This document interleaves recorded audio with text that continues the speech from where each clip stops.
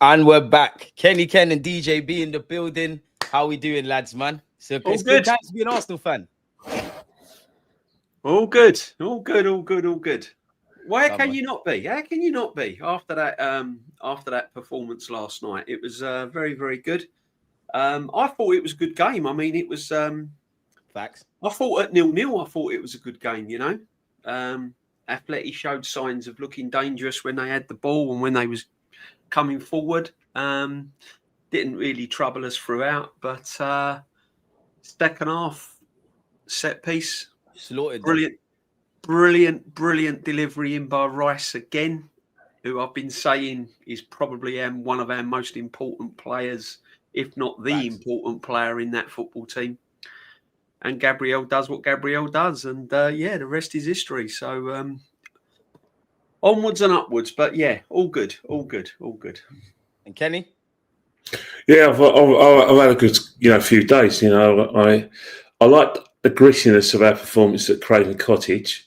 And I like the way we sort of like use that. I think it was a pen, by the way, folks. I'm just throwing that out there. We'll deal with that. We'll do that later.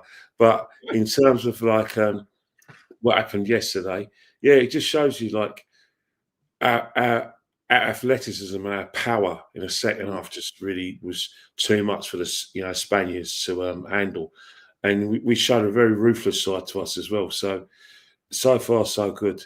You know, enjoy it. You know, because the team's showing different aspects of itself. One thing I will say though is this team is too good not to win nothing this season.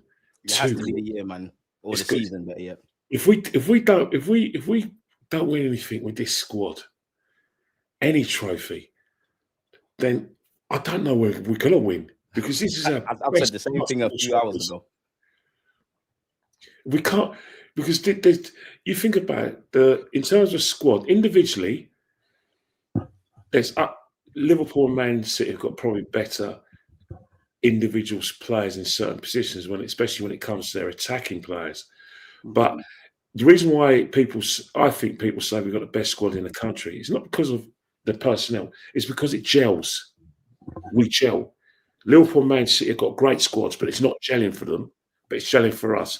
And that's why it's... Surely we got more strength in depth than both teams as well. Definitely Liverpool. You can say that, but it's only if the team gels. They got strength in depth, but it's not gelling. Yeah, but not more than us, Kenny. Come on. Centre half, we've got more. Left back, we've got more. Right back, we've got more. Centre mid, we've got more. You say that. I hear you with that front stuff. You say that. I hear you with the gelling, but you're conflating two things. Surely. You say that. Last year, it gelled for Liverpool. So... Yeah, but they still never had the depth. Yeah, but even so, last year, it gelled.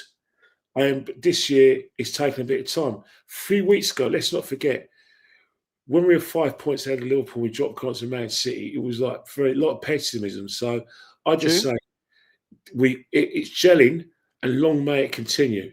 But we've got so many hard games that I just hope that there's no drop off, but it could happen. Fair.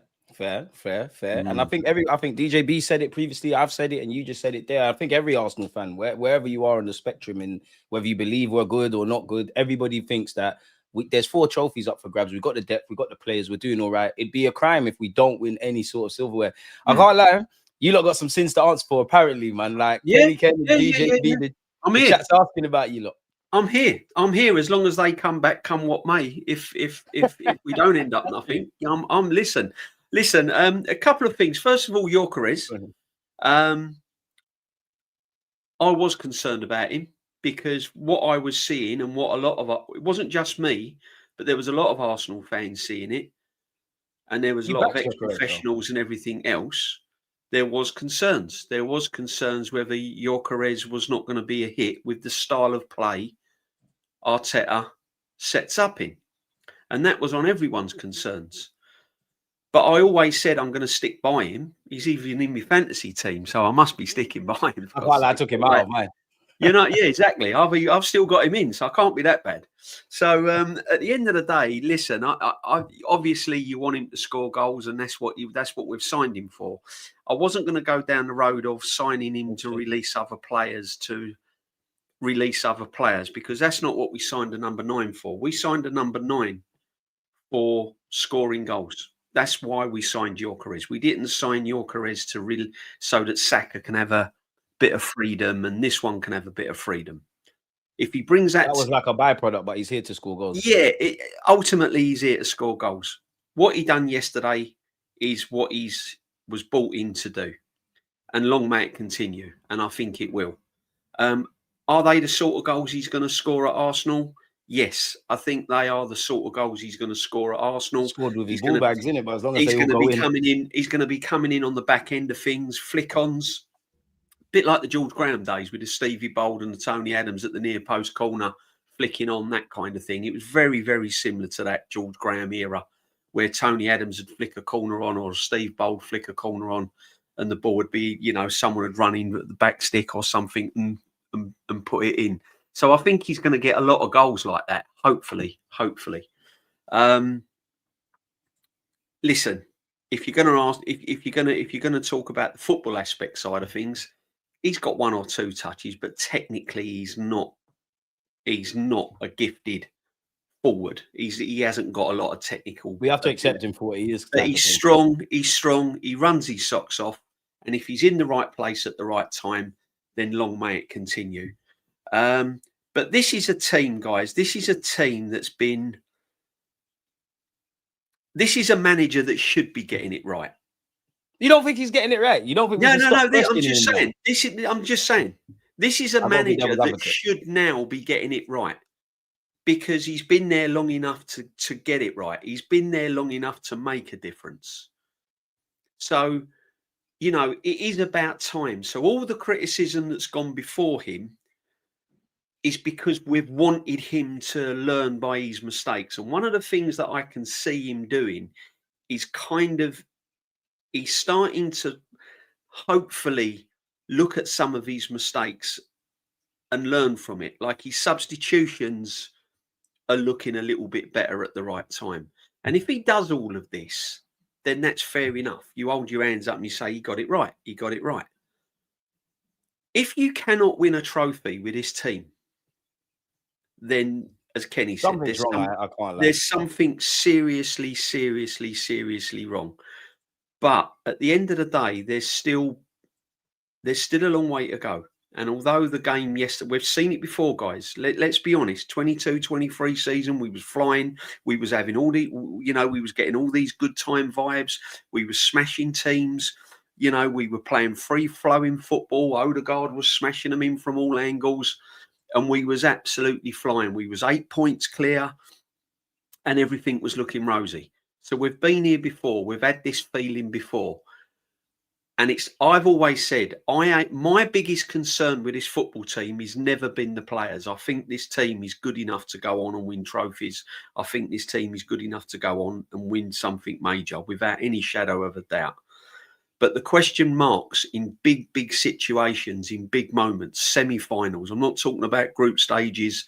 I'm not talking about beating Fulham. I'm not talking about beating Nottingham Forest. I'm talking about when it matters, the crunch games, the semi-finals, the quarterfinals, the two-legged. Yeah? They're the crunch games that he needs to make sure that we are flawless. And until then, as I said, we're going with it. We're all happy. The vibes are up. Everything's good. But if you're going to sit there and say, we are definitely going to win this and we are definitely going to win the Champions League and we are definitely going to win the Premiership.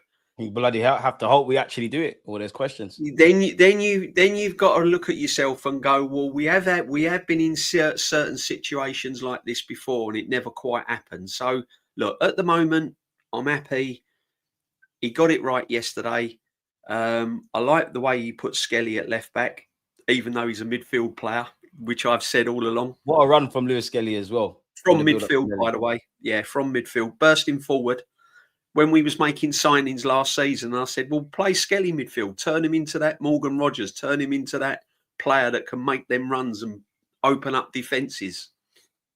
Who'd have thought? Ken doesn't believe he's going to be a centre mid, though. But listen, he done well there. And it's while everything is ticking and while everything is in place and it's in the groove, we are going to beat teams, because one thing with this team, if you don't take your chances and we get ahead, then it's a long day at the office.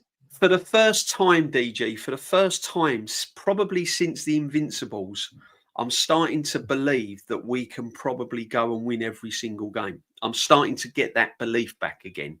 Whereas last season and the season before, I'm thinking, when you was giving me score predictions, or if someone was saying, how do you think we was doing? I'm going like, I don't know. Whereas now, I'm starting to think, yeah, we can win this game. We can. Like our team's got maturity as well, like for passing off Arteta for once. Like exactly. So that feel good feeling of like what I had with the with the Henrys, where they'd won games in the tunnels, and how do you think we'll win.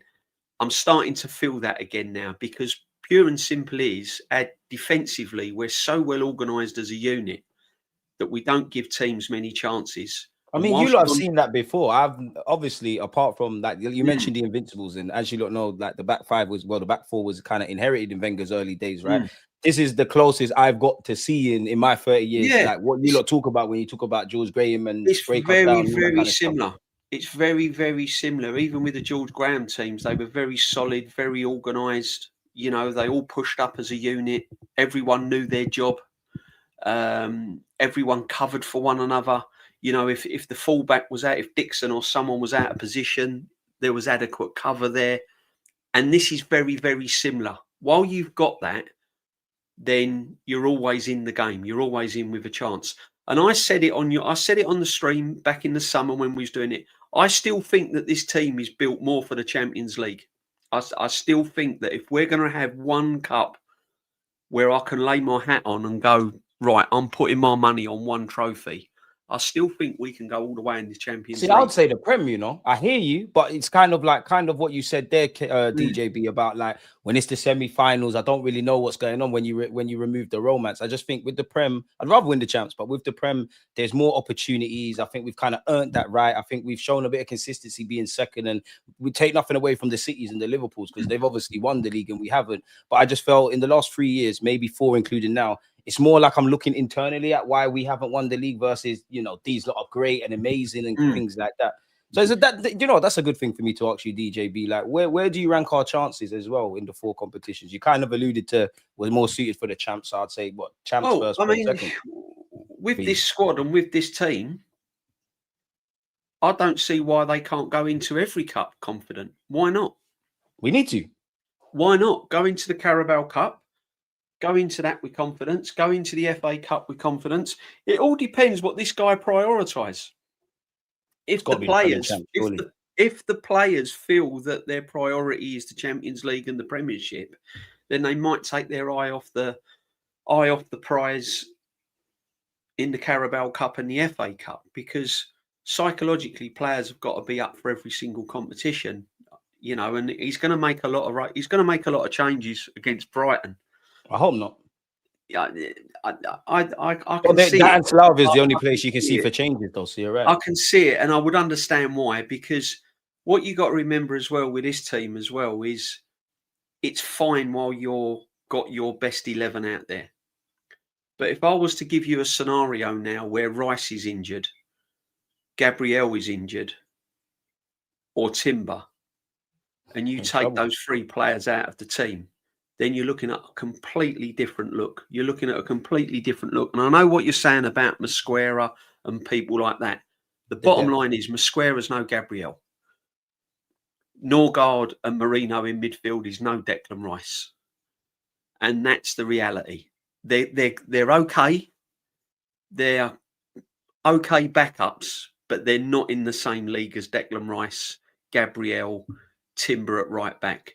So when you're going for premierships and Champions Leagues, you can't be below par. You have to have your best 11. You have to have your top players. That's why I think he will rotate heavily in the Carabao Cup and the FA Cup. And that's where we could come unstuck. I'm not saying we will, but it's where we could come unstuck. But for me, listen, all good. All good. It's all going well at the moment. Long may it continue. But this is what we should be seeing from Mikel Arteta now. He's had long enough. He's had the money. He's had all the resources. And this is what we should be seeing. However, there's still that around the corner because in big games, he's been found out. And we've not had a really, really massive game yet. Let's be honest. Oh, that's harsh. Surely no, that's it's not. That's a bit harsh. We had Real Madrid last year.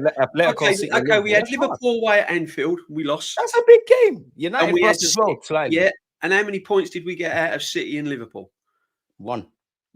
So yeah, he has to hold that for that 100%. Newcastle. So let's just Forest won, Fulham we won, Leeds we've won. Yeah, no, they're not big games.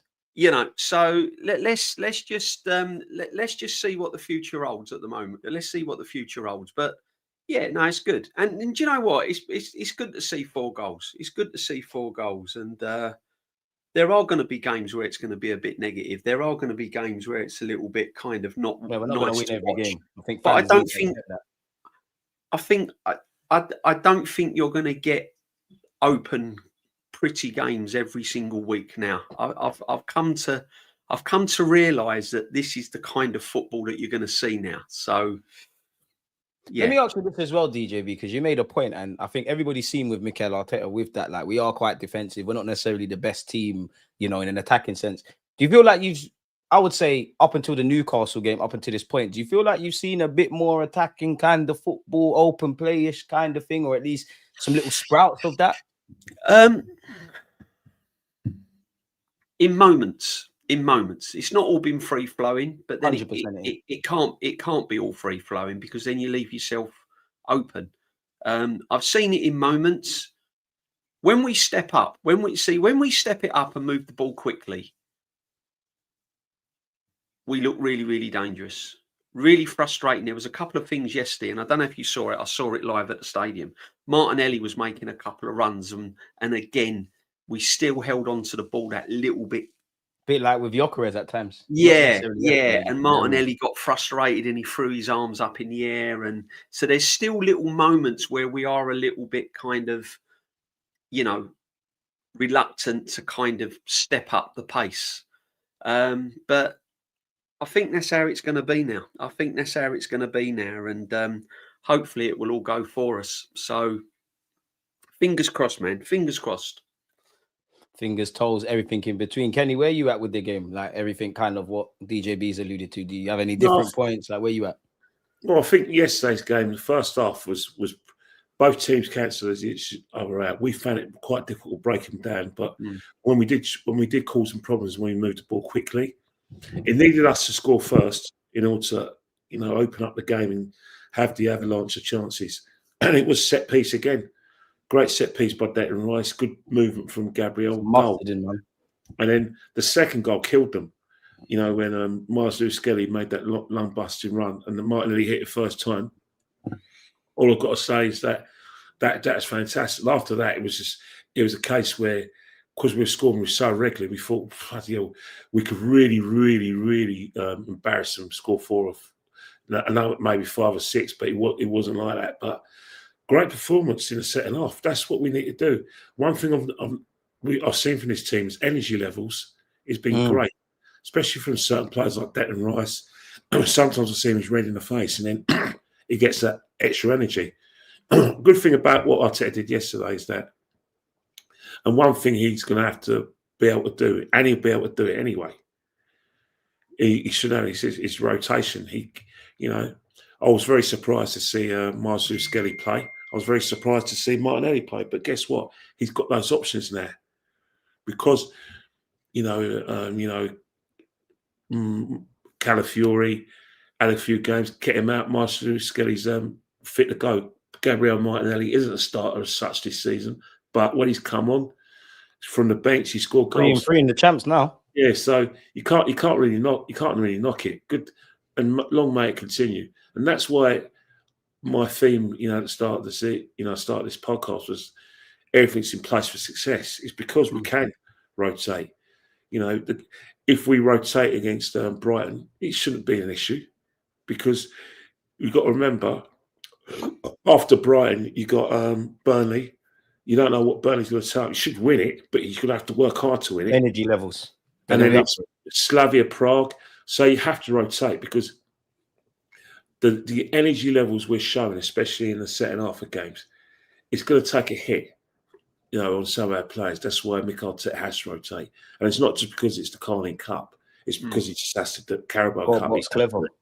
He has to do it. And that's what he's got in his proposal. But one thing I would say, setting off, I've been after Martinelli a lot. I thought. Yes, you have. Yeah, I told you, keep the faith, man. Keep the faith. I think after we get a Gyökeres celebration as well, Kenny. After he got his goal, I won't lie. I thought, you know what? He looks really hungry. The pace of the game suited him. He's back, man. Long may it continue. Hopefully, he maintains his form. But let's not forget, Trossard scored as well against Fulham, so he's in form as well. So it's not just to say, oh yeah, you can't play Trossard on Sunday because Martinelli scored against Atletico.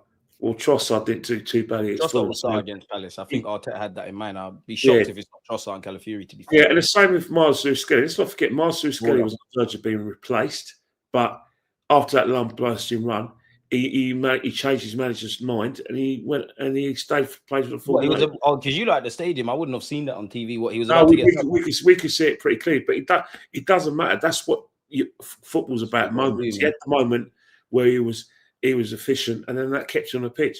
But you would expect Calafiori to play against Crystal Palace, and that's one thing I want to call out. Also, I like to say Declan Rice as well, setting off. Showed really good energy levels, played where I like him to play, further up the field. I always say that if you want to see the best of Arsenal and Declan Rice in this Arsenal team, get him up the field. That's where he's going to play his best football. You need to lobotomise yourself and stop wishing the number 6 on him. Stop doing that. You repress his ability to help us win football matches, and you suppress his midfielder, man. This.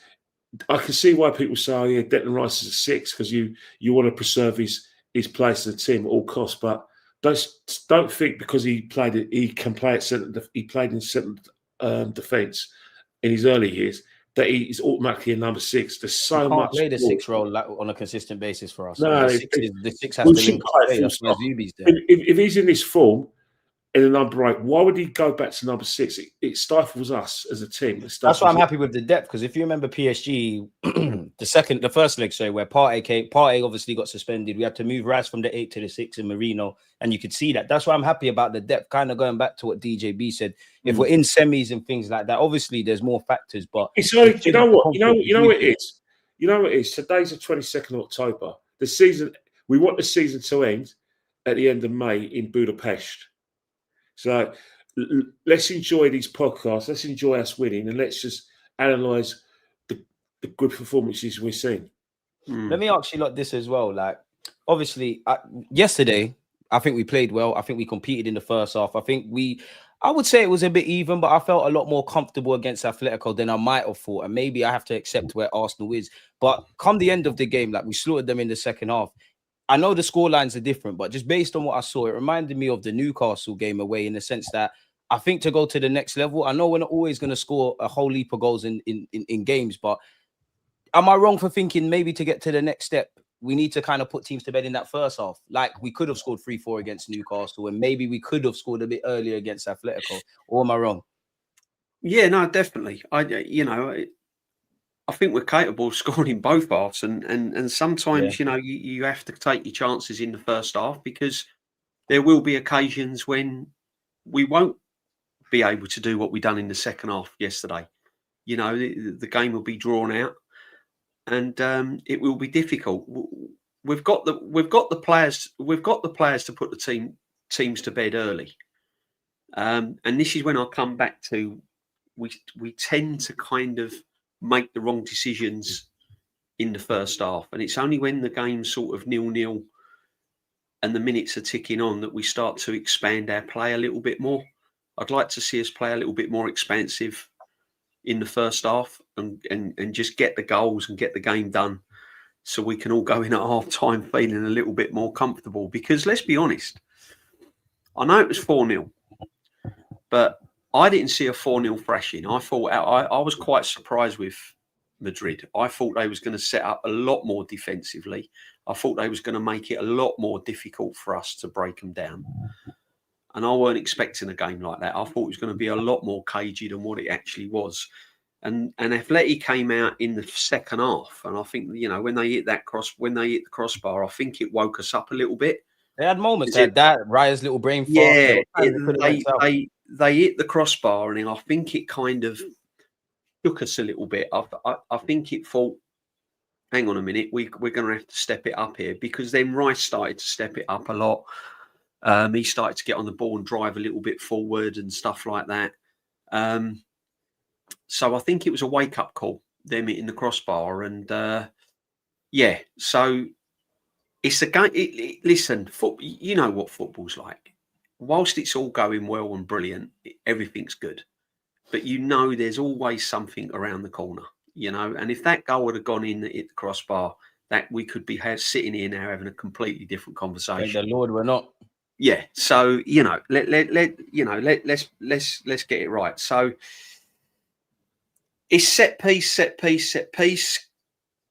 If you're going to win the league and going to win trophies by scoring set pieces, then fine. As I said, you know, we see it a lot with George Graham era, you know, the flick on at the front post, the Tony Adams, the Stevie Bold sort of style.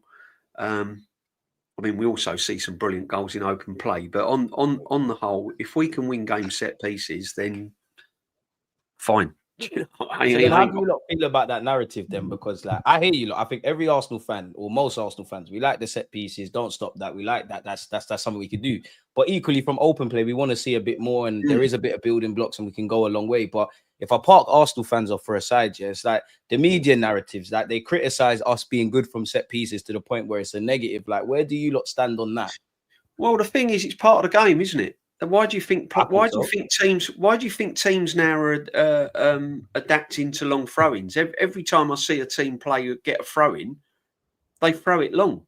It's just part and parcel of the game. I mean, I always say this: that there's all different ways to kind of win a football match, and that some teams used to win football matches by playing long ball. Some teams used to win football matches by, you know, set pieces. What we're doing to teams early days at the Emirates, it used to happen to us. We dominate possession. Yeah, exactly. I mean, give you the 3 points. I don't think we should feel guilty about scoring from set pieces. It's down to the other teams to stop us from scoring set pieces. If they can't deal with it, then that's not our problem. It's part and parcel of the game. It's like offsides, you know.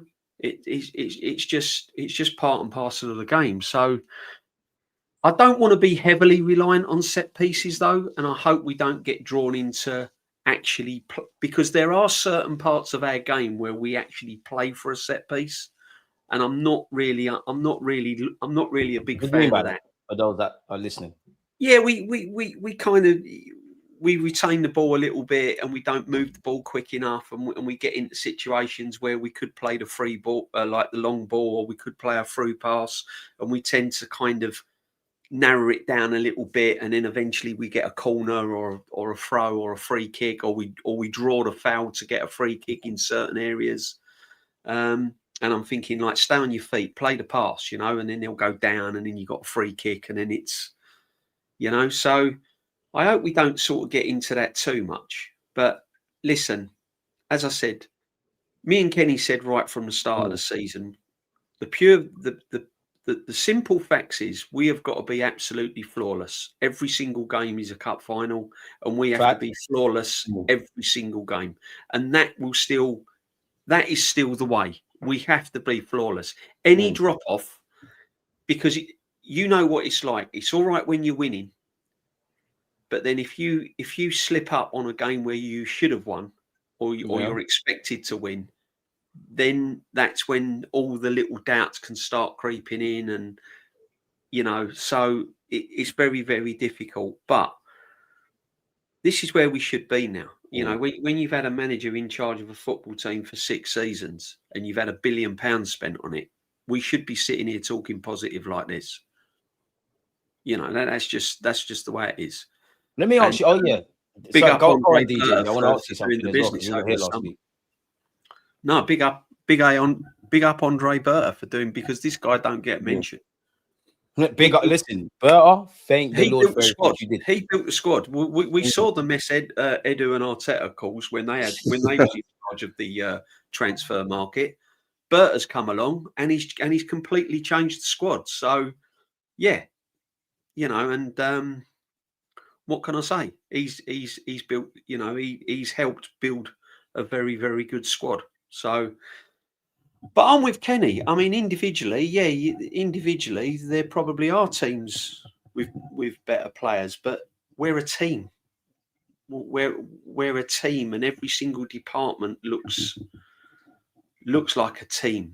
You know, we're a collective. We're a team, and it's them sort of things that are going to win your matches at the end of the day. We're very, very hard to beat. And if you're hard to beat, you've always got a chance of winning. Part of the job, yeah. It's part of the job. Let me ask you this as well, DJB. Like, I don't know how to kind of put this here, but obviously, you know, it's the coach's job. A team's a reflection of the manager. We definitely need like more open play and creativity and chance creation and all of that, yeah. But as I kind of said earlier, I've kind of got that energy for Mikel Arteta last season, definitely during pre-season, and then kind of still now, but up until the Newcastle game to our point now, I look at it a bit differently, because I still think there's building blocks, and it's above my pay grade because I'm not a coach, but it's like I am seeing a bit more creativity, a bit more chance creation, a bit more getting the players with guile on the ball. But then I just feel at this stage at Arsenal, it's still on Arteta, but it's the last few games, I'm more looking at the players. I'm like, well, the manager's kind of put you in situations and you're not necessarily bagging, like Newcastle, for example. It's like, how much is on the players? Because before I let you answer, if I was to ask you, like, who's your players of the season, you're probably going to say Declan Rice at a push for the midfielders, but probably it's going to be a Raya, it's going to be a Timber, it's going to be like a Calafiori. I still don't think our attackers, Saka's starting to get into the groove. I still think the attackers individually, even Eze, like, I still, it's not that they're playing bad, but I need a bit more. It's like, how much is on the players to grab this stuff by the balls, I guess? Because Trossard and Martinelli, slightly in terms of output, they're two of our best performing attackers. Yeah, and this is it. Saka's a little bit in and out. I didn't think Saka. I mean, Saka done okay yesterday. I wouldn't say. I think people are gassing it. I'm not gonna lie, but he did all right. He done all right. He done okay. He wasn't the Saka that, you know. But then Saka's set his level so high that any little drop off, and he's open for criticism, you know. But yeah, this team is where it is because of its defensive unit. Let's be honest. Because I think him and Eze started right. We ain't where we are through our attacking prowess. We're where we are because defensively, our defenders scoring goals as well. Really, teams can't score, and you know that's the thing. So we're still lacking. I still think we're lacking going forward. I want what Skelly done yesterday. That's what I want to see. I want to see more of that. I want to see players believing in themselves and opening things up and running with the ball. You know, I've not seen the Eze yet, to be honest with you. Just the goals, man. I don't know why. I don't know where it is in front of goal. That's my only criticism for Eze. I'm not seeing Eze. I'm not seeing the Eze that we all thought. What, you know, we're not seeing the Crystal Palace. He's playing in the 10, what we've been crying for as well. So it's like that can't be with the gap. Yeah, and I'm hoping he will come good. But listen, we will see when Havertz is fully fit and when Odegaard is fully fit. Let's see what the manager does then, because the Gyokereses and the Odegaards, the Havertzes, he will still get them in the team, but somehow. Whether that's taking Gyokeres off after 60 minutes and putting Havertz on, we'll see. So let's just see where he goes with it. I got to ask you a lot about Zubimendi because, I mean, Rice had a great game, but both of you keep saying Rice. I haven't heard Zubimendi flowers. Like, are you not ready to join the Zubimendi hype? Are you not ready to see that admit he's better than Partey? I've always been on Zubimendi hype. Nah, you haven't. You told me Partey is better, Kenny, man. All I've said about Zubimendi is that why are people comparing him to Rice and Partey? He's a different kind of player. He's been bought to do a different job to those two players. You can't compare them. You can't compare any of our play. Just because you've got two players for every position they give you different things. Lewis Skelly gives us different things that Calafiori give us, but they're both not involved in left back though. Of course, no players are the same. And it's the same with our right backs, a night and day. But in terms of Zubimendi gives us control of games. He enables.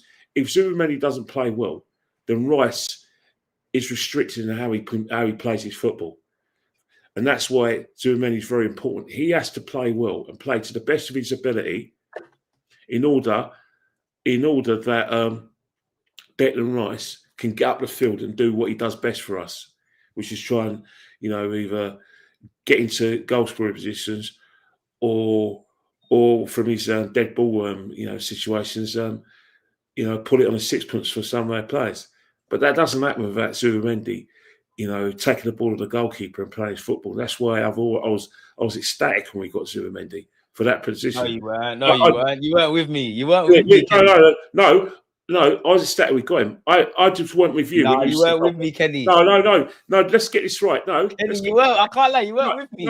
No. Guess right. You're said Thomas Partey, and I said, well, how can you compare them? I was always correcting. I was always changing. Partey can't lay a glove on this guy. Partey of 2024, 25, 23. They're not the same player. They're not the same player. Sixes, Kenny. They're not the same player. But they're both sixes. I understand what you're saying, but they're both sixes. Yeah, but they both have the same role in the team, kind of. Yeah, but the fact is, Zubimendi is brought to do a different job than Thomas Partey. Not the same job. Zubimendi's job in the side. Oh yeah, you're right. Zubimendi ain't played right back yet. It's basically control the tempo how we play. Partey's never been that midfielder that controls the tempo. Neither's Declan. Zubimendi's. To be fair, we've seen Partey do that for us, though. Yeah, Zubimendi's a special number 6 that is basically bought to compete the tempo. Jorginho was trying to do it, but this guy does it a lot better than Jorginho. Yeah, but haven't you heard Mikel Arteta and Zubimendi speak when he says the manager makes me do the 6 stuff, but I'm also having to contribute in the final third? You've never heard that with Thomas Partey. Partey never had the legs for one. Yeah, but you and this guy's physical as well. They don't give him credit for it. Obviously, not the most. He's physical, but as I said, they're different players. But I'm a massive fan of Zubimendi because for the first time when I watch our midfield, especially against decent teams, I think, you know what? I'm seeing a control in the midfield. The last time I saw a bit of control is probably when we had a really fit Santi Cazorla.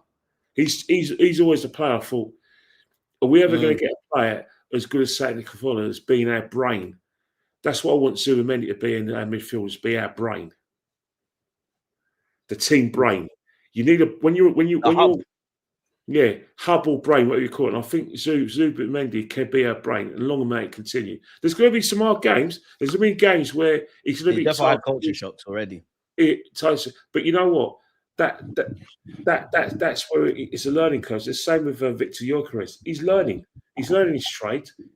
He's playing a team that plays a lot differently than that Porto played, and he's only a few seasons ago in the Championship, he's learning. But, scoring yesterday, his confidence will get up. What we need from Victor is consistency now.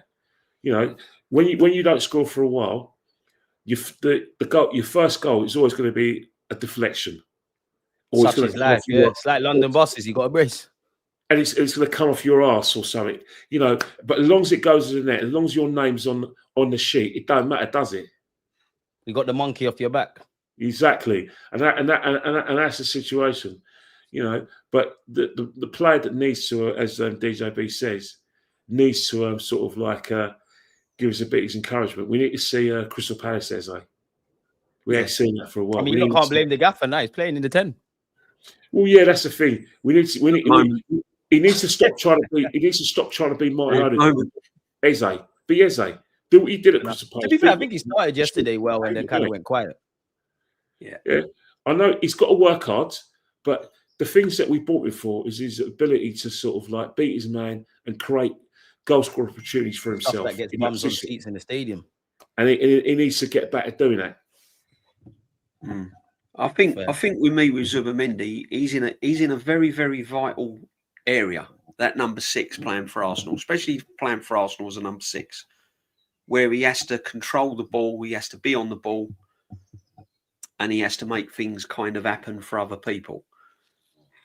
What I've seen with Zubimendi, he's had moments of like yesterday. His game was flawless yesterday, but then there has been games this season where he's kind of had moments. He's had sort of 10, 15, 20 minutes where he's looked the Zubimendi he looked yesterday, and then he's had sort of spells in the game where he's lost possession, he's got caught in possession, If I'm honest, they're the bigger games that's happened. Yeah, Apart from Newcastle, City at home, I would say, but that was more the whole in the bigger games when he's really been put under pressure.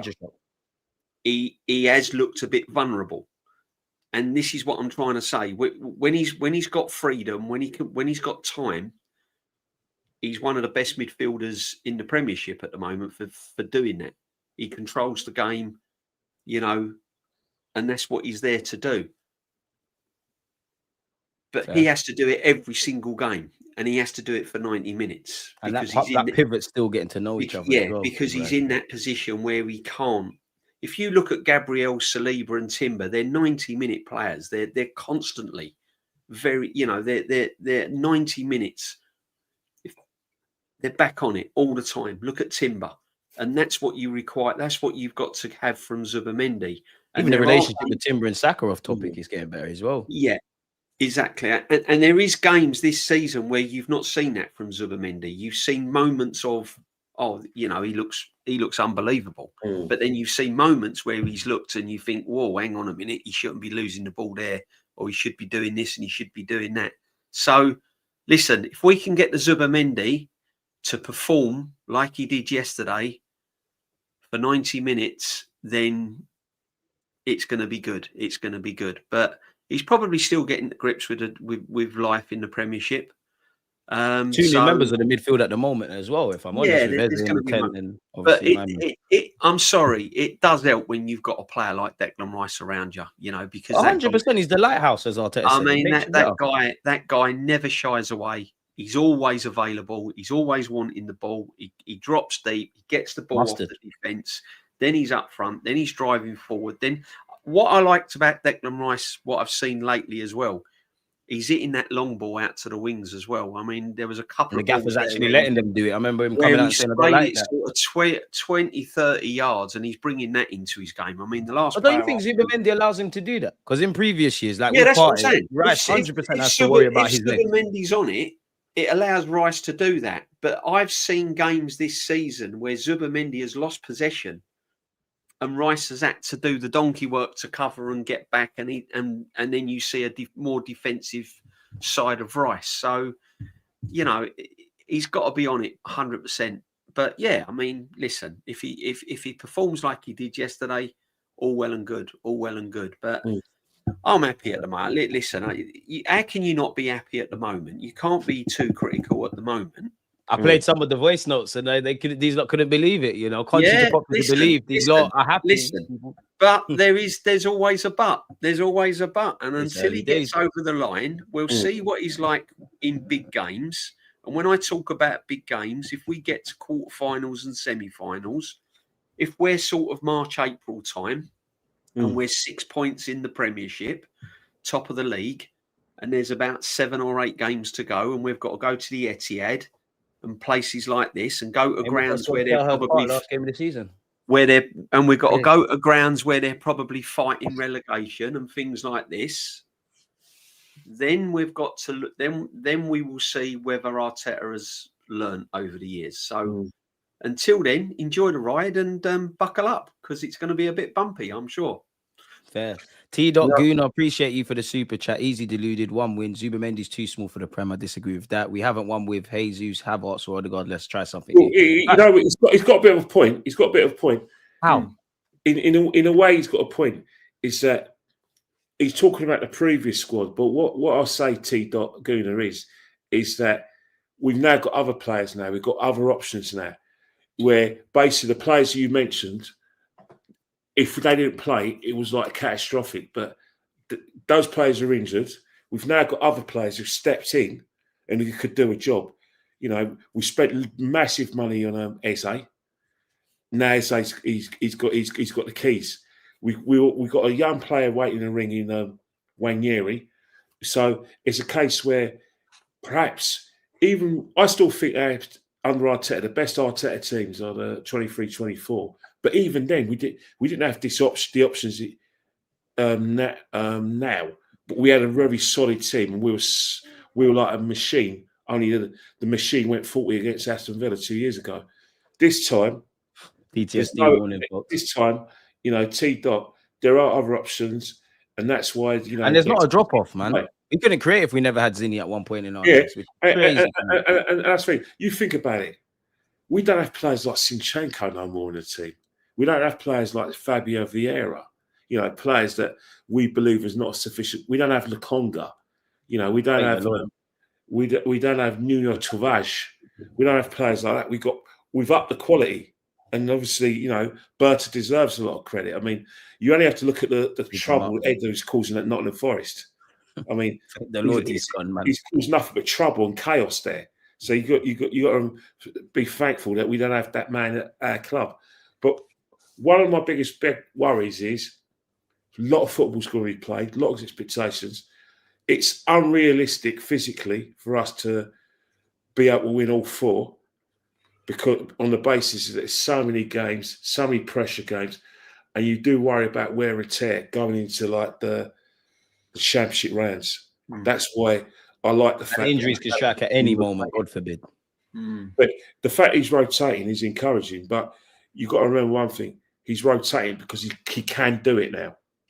He's got no excuse not to do it. Last season, we wanted him to rotate, but it was a case of, well, I can't play football without like a double-edged sword.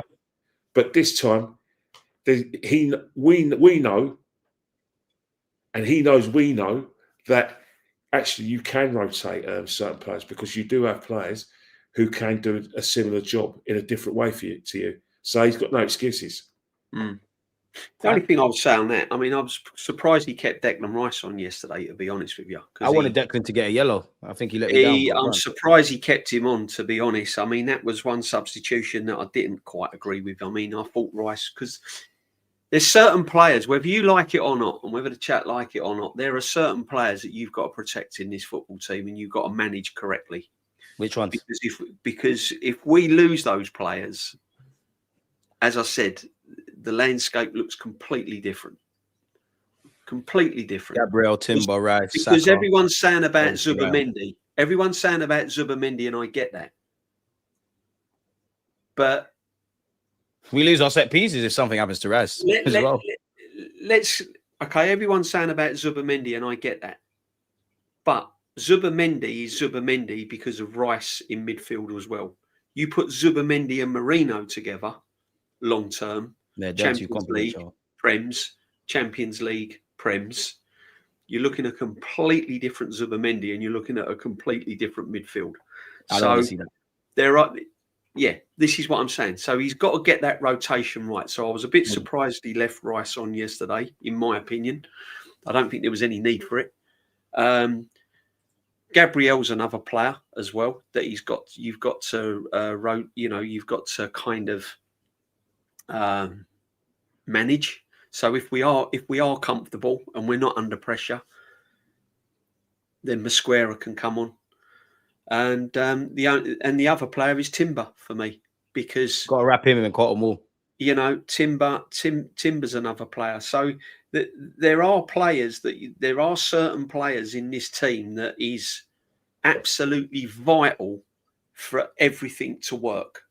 That if everything's going to work, there's certain players in this team you've got to manage correctly. And I would say that Saka, you could probably get away with Saka, because if Madueke gets fit, and you've got Dauman, you've got Wanyeri and everything else. But there are players, which is the heart of your team, Timber, Gabriel and Rice, are the players that make this team what it is now. Without those three, it's a whole completely different team. And that's my concern, sort of when it gets to the nitty-gritty stage of the season, January, February, March. Does that give you confidence as well, DJB? Completely off topic, yeah. Like, obviously, when Kenny got up and we was talking about like attacking players, like obviously there's a reality where, you know, Saka's flying, Gyökeres starts flying, Eze starts flying, Madueke starts contributing, Trossard and Martinelli get better and better as the season goes on.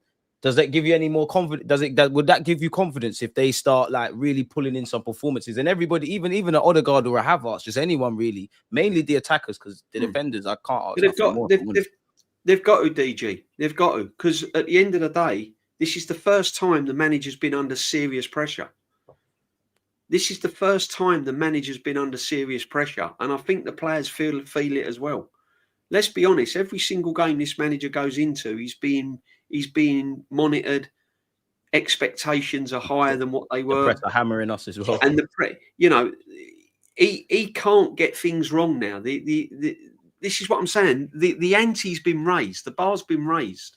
He knows that if he fails this season, and as I said to you before, everyone's on a high. That's great. But the bottom line is, if he fails this season, there's no sentiments with his owners. He's gone. He's gone, people. I don't think they'll sack him. But me and you've spoken. If he doesn't win any silverware this season, they're going to be looking elsewhere. So pressure's on him. The pressure's on him. So we have to have all players firing. We can't carry anyone. This ain't a season where we kind of got to carry, Martinelli goes 4 or 5 games, 6 games and doesn't perform well, but we're still throwing him in. Madueke comes in, doesn't perform well, but we're still playing him. Quite simply, this manager has got to be ruthless. If the captain's not performing like he hasn't been doing last couple of seasons, he's got to be moved. No one can drop off it. No one can drop off. And if Gyökeres stops, those 2 goals for Gyökeres yesterday was vital, because he was one where if Havertz was getting fitter and fitter and stronger, if I said that these next 4 games for Gyökeres is key, if he doesn't score in these next 4 games, there's a chance that he could be one of the ones that make way for Marino or someone like that. Because we're simply, whether you like it or not, we haven't got that kind of free roll anymore. Every game is pressured because we haven't won a trophy. We need to win trophies, so everyone has to perform. There's none of this kind of dropping off. You play for Arsenal now. You've got to perform, and I think the players are realising that. I think the players are realising that, and that's why we are where we are at the moment, because we're difficult to beat. There's no free rides. Like we said, there's like two players for every position, and there's a couple hybrid players that can play in a couple of roles. Yeah. No one can drop off, and competition's the best thing we can really do. And it goes back to what you two said at the start. Like it's just down to Arteta to be able to recognize when someone's dropped off, when someone needs a look in, and just navigate this season. What do you lot think of this question? I don't know how you answer it, but it's a good question by Rob. Do we know what Gabriel Heinz's effect has been? He seems to be strongly embraced in the mix, but no one is talking about it. And obviously, you lot are at the games as well, so like you lot probably more see him on the sidelines and whatnot. That might be better calling Kenny Ken, but yeah, what do you lot make of this? That's Gabriel Heinz calling Kenny. Oh, he's gone. Kenny's gone. Look, he's got to answer his call straight away. I might be part of saying thank you for backing. Listen, I mean, I was when he got announced as when he came on the Ken, man. When he got on the coaching team, I was pleased because I think it was something that we needed, and I think it's helped. If you look at how well organised we are, because Gabriel Heinz was quite a kind of industrious player, and he was kind of, do you know what I mean? He likes his coaching style is kind of everyone doing their job and everything else, passion and all that stuff. And he's kind of brought that into the team. And I think Arteta needed help like that. Arteta was still kind of short of certain aspects of and fresh ideas more than anything as well, man. And he's managing, So I think what all the coaches are doing at the moment, I think what they're all doing at the moment, they're all having an impact. They're all having an impact. You have to. I mean, what we conceded, 3 goals or something. I mean. Ridiculous. People talking about breaking Chelsea's record, which I can't see that, but I like the convo. Yeah. So listen, they've all contributed, and it's long may it continue. But that's what I'm saying. It's what still worries me, DG, is them moments. Them moments that we're going to have them this season. There will be those moments this season, and if he gets it right, fair enough. You hold your hands up. Well done. Which is what we want, but if you get it wrong. However, he has got it wrong on many, many occasions, and that's what still worries me a little bit. Yeah. think you're right, man. What do you make of Miles Lewis-Skelly? Like, do we have to? Obviously, I'm not asking you about his performance. We all know he played well. We kind of touched on it, but do we have to concede that the midfield experiment ain't happening anytime soon? I think Mikel sees him as a left back, really, doesn't he? I think he sees him as a left back.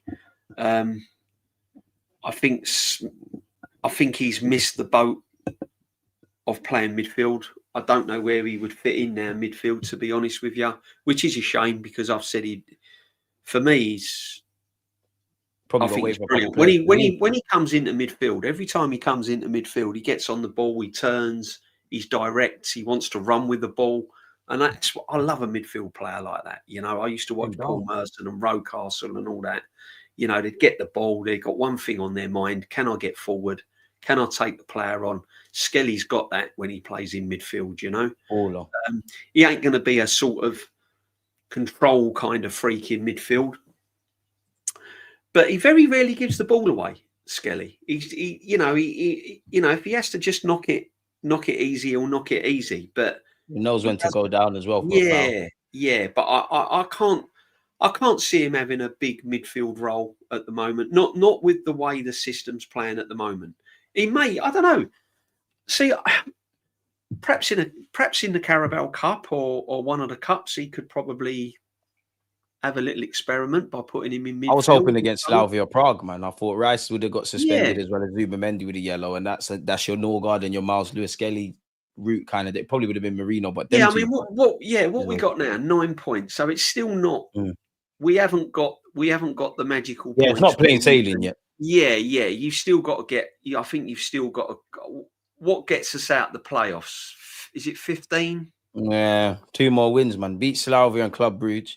The only ones I'm kind of not shook, but like you don't know how Bayern Munich and Inter away are gonna go. Like you wouldn't mind 4 points in them. Like we're doing our thing, but it can go left very quickly if we take off. I think if we beat Slavia Prague, then it's Bayern Munich at home. And if we beat Slavia, beat Bayern Munich at home, then you might be able to relax a little bit in the next games and then just, you know, perhaps experiment a little bit in the Champions League and give Ranieri probably more game time as well, because I'd like to see Ranieri get more game time if he can. But definitely. I think we all would, man. We all would. Definitely, and I think surely it's going to happen as well, because obviously Odegaard's got his injury. We heard this week Kai Havertz and Gabriel Jesus, they're going to be back ahead of schedule. But I think fans fall into this trap of just because someone's declared fit, don't mean you're just ready to play games. You look at Hinkapie on the bench yesterday. No, exactly. You got to. I always say, if it ain't broke, don't change it. But true. You know, the only one I would be looking at the moment is probably Eze, if he don't buck his ideas up, like I was Gyokeres last week. You know, I said the next 4 games for him was vital. But that's how you want to be. That's how teams win. That's how teams win trophies.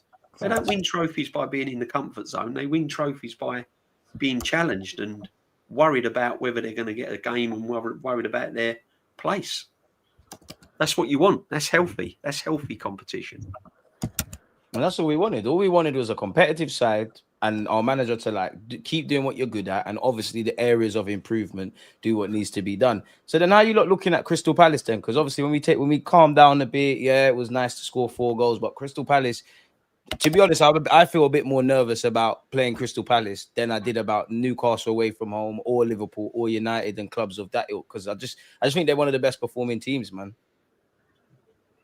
Well, Crystal Palace last week, they got resilience. They were 2-0 down and came back to 3-3, and they could have nicked at the end. He missed a sitter after getting his hat-trick, so he's in banging form. Adam Wharton's banging form. In fact, they're all in form. They do concede, though. That's something we don't do very, very much. So that's something you will have to take consideration. But one thing about this Arsenal side is that if Arsenal make the mistake of underestimating Crystal Palace, it will bite them up the backside. I mean, Boy said, why are we worried about Crystal Palace? So, you've got to play for every minute of the 90 and every minute of the injury time of both halves to beat this side, because if you have a drop-off and you go to sleep like Liverpool did, you will lose against this team because they play with a lot of confidence. They don't know when they're beaten as well.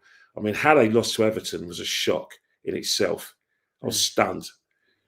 You know what I mean? So I would, us say that play with the same ability. If Crystal Palace are on the sort of, how do I say, on the ropes, knock them out. If they're on the floor, put the foot on the throat and don't let them breathe. Kill them. Because they'll do the same. Because if you give Crystal Palace an inch, they'll take a mile. They've got the players there. And they always seems, for some reason, we've always had that sort of strange record against Crystal Palace where they've done well against us. I'm not saying that I'm not saying they've got no right to, because, football's a game where you have to earn the right to win. But last season, a game that we were comfortable in, they got a draw.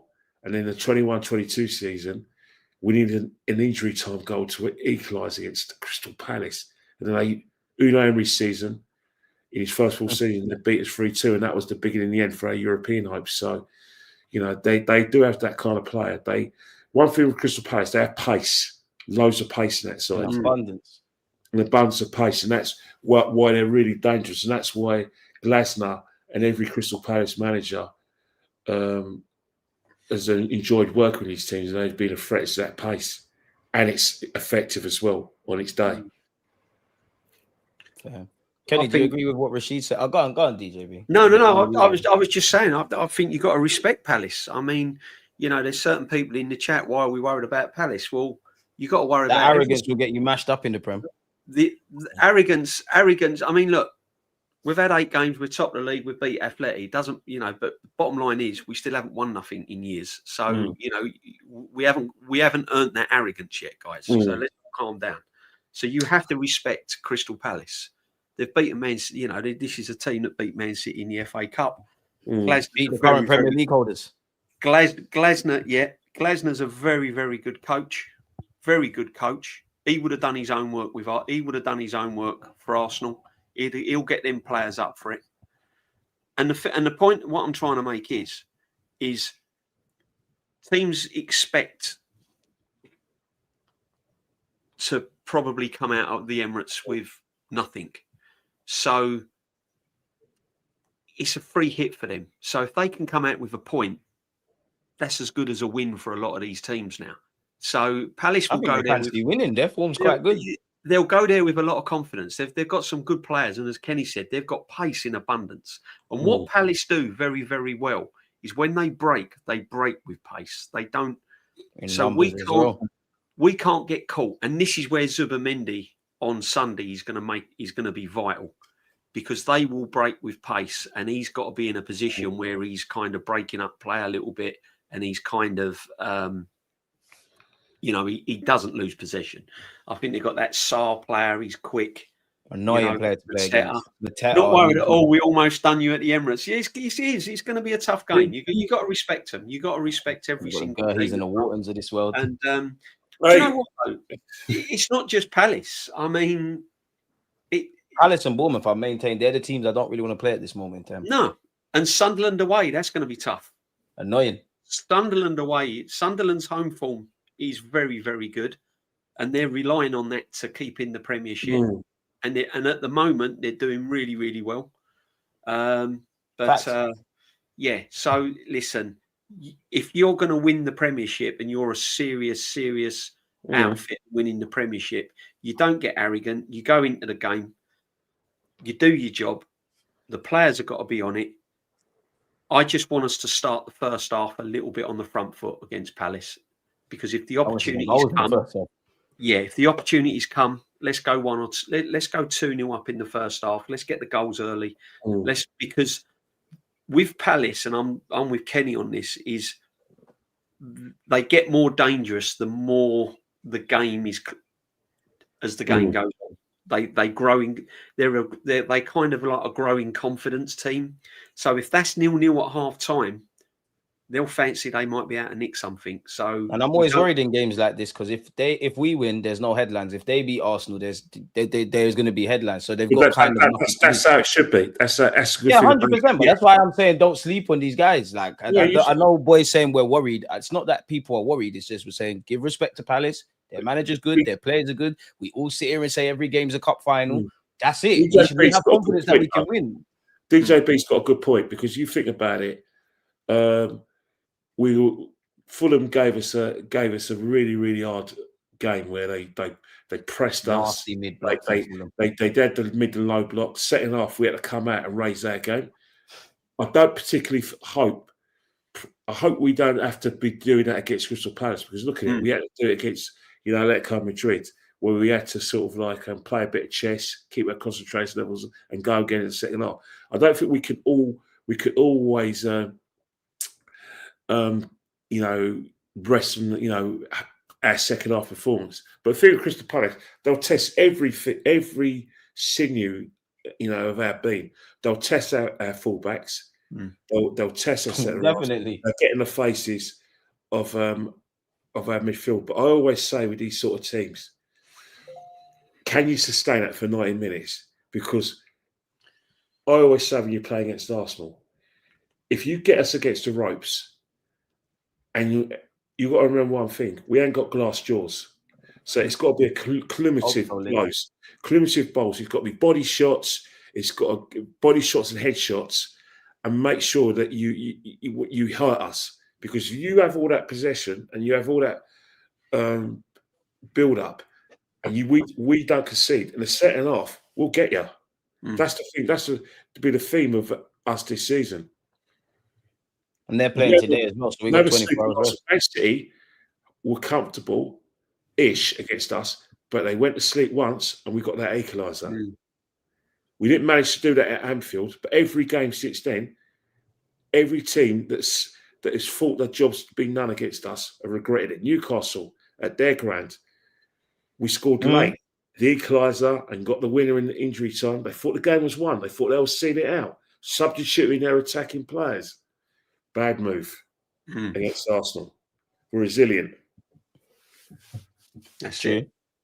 Yeah, it'd be an interesting game. I'm looking forward to it. I think it'd be quite a good game actually. I've been impressed with Crystal Palace. So. I want it to be boring, and with Arsenal winning, I can't lie. It'd be impressive. So nice. The best goal, obviously, Martinelli's goal was the pick of the goal. Yeah, he hit it early as well, which Oblak couldn't adjust his feet. He hit it early. I thought he was going to take a touch, but he hit it early, and it was great. Martinelli with no time to think, cash money. Yeah, that was Martinelli of old. That was Martinelli of old. The thing is, though, it'd be interesting if teams do suss out our set pieces. I mean, if they stop the scoring from corners and stuff like that, that will be interesting. How long the game goes then, because. That would be really, really interesting. So, yeah, we got to be on it. We've got to be on it. We will be tested. Palace will have their moments on Sunday. Definitely. They will definitely have their moments. But as Kenny said, if they don't take their chances, then with this Arsenal team at the moment, if we get ahead, it can be game over. Definitely. 100%.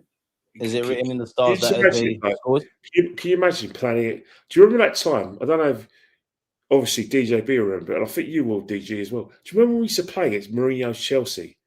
How demoralising it was. Oh, all the time. And it's even after Mourinho left, when you used to play Chelsea, we used to have so much possession.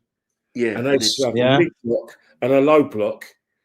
And we never created any chances. We made openings, but there were half chances. And then that bloody arsehole Drogba used to go down the field, bang, score, game over. Do you remember that? We'd like that. Like that now. How many games did Chelsea win where they were absolutely backs against the wall and they'd score like 2 goals late on or nick a goal late on and everyone would go, how did Chelsea win? That's basically the majority of the Emirates against them. That team won trophies, though. We like them. We don't win nothing. So we got to be like them and win things. You know what I mean? Yeah. No, that's exactly. That is how we're getting. We're getting a sort of mixture of sort of Mourinho's Chelsea and sort of, you know what I mean? George Graham's back four, and it's all sort of getting mixed in, sort of in the mix a little bit, you know. So it's it's. We needed some silverware, man. It's a difficult one, but you listen. As long as we get over the line, that's what we got to do. Must get over that line.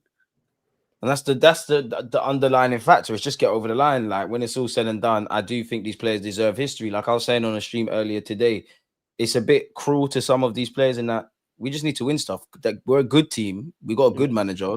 We need to be great now. And the only way to be great is to win trophies. Like Rob Holding, it sounds mad to say, but Rob Holding's probably held in higher regards than Gabriel or Saliba at this moment, purely because if you say Rob Holding, everyone could be like, ironically, you mentioned Chelsea or the FA Cup game. I want these players to be in that. And that's where we're at. I mean, I know we've got all the statistics that Arsenal fans come out with, and we've been good, and we've had some good nights out. Yesterday was one of them, but it's silverware settings now, and we know it's October. We know we're gonna stumble, but if we don't get over the line, there are some fair questions people want to ask. That's all I can say is to bring it back down to earth. Is we had a similar night against Real Madrid last season in the Champions League, and look what we ended up with. We also had a similar night when we beat PSG earlier on in the group stage when we beat them 2-0. And look what we ended up with. We've had nights like this. This is what I'm saying. But when it's come to the crucial, when it's come to the nuts and bolts of the season, but that's why expectations are high, because let's face it, expectations always been high since Arsenal first challenged the league in 22-23. We've accepted nothing other than winning something, and it hasn't materialised. But this time, the excuse menu for access isn't there now. We haven't got Edu. You can't say, oh, Edu did this. No, Edu's gone now. We've got Berta, who's probably got one of the best contacts in football, who's basically got the ear of the chairman and the owner, where he's thinking, right, nothing the best would do. We finally got a squad where we can compete, all angles. So that's why, the expectations are really, really, really high, and that's why the pressure's on. But again, one thing we need to learn to do is, as I said earlier, pace yourselves. Every game's a cup final. You've got to treat it like that. If you want to win trophies, every game's a cup final.